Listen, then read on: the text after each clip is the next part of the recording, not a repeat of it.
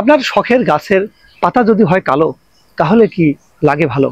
এই যে আহ, নারিকেল গাছটা আমরা দেখতেছি, এখানে গাছের অনেকগুলো পাতা, পাতার যে উপরের অংশ এটি কিন্তু দেখা যাচ্ছে যে কালো হয়ে গেছে।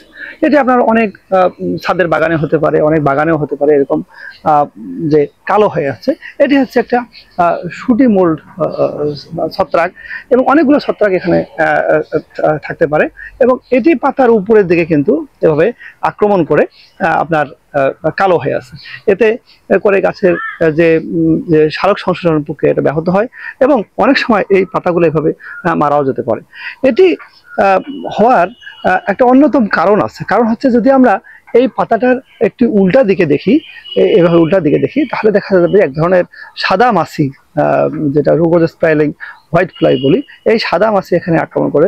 এছাড়া এটা এফিড বা এই ধরনের হপার যেগুলো আছে, এই ধরনের অনেক পোকামাকড় আছে যেগুলো মানে হানি ডিউ বা মিষ্টি জাতীয় পদার্থ নিঃসরণ করে। এটি পাতার উপর একটা আবরণ তৈরি করে, তখন তার উপরে এই যে ছত্রাকগুলো আছে এটি কিন্তু গ্রো করে। এটি কিন্তু অনেক সময় এভাবে করলে আপনি দেখতে পারেন যে এটি কিন্তু উঠে যাবে, এগুলো কিন্তু মানে উঠেও যাবে। উঠে গেলে সবুজ পাতাটা এভাবে বের হবে। হ্যাঁ, এখন এটির একটি মানে খুব সহজ সমাধান আছে। প্রথমত আমাদের যে এই যে পোকামাকড়গুলো যেগুলো বললাম আমরা, সাদা মাছি বা এফিড বা হপার, এগুলি আমাদেরকে প্রথমত একটু দমন করতে হবে। দ্বিতীয়ত আমাদের হচ্ছে এখানে সাবান পানি যদি আমরা স্প্রে করি, তাহলে কিন্তু এটা ইজিলি কিন্তু এটি দমন করা সহজ হবে।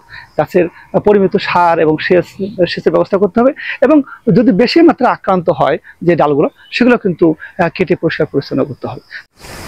অধিক আক্রান্ত পাতা এভাবে কেটে ফেলে ছত্রাকনাশকও স্প্রে করতে পারেন।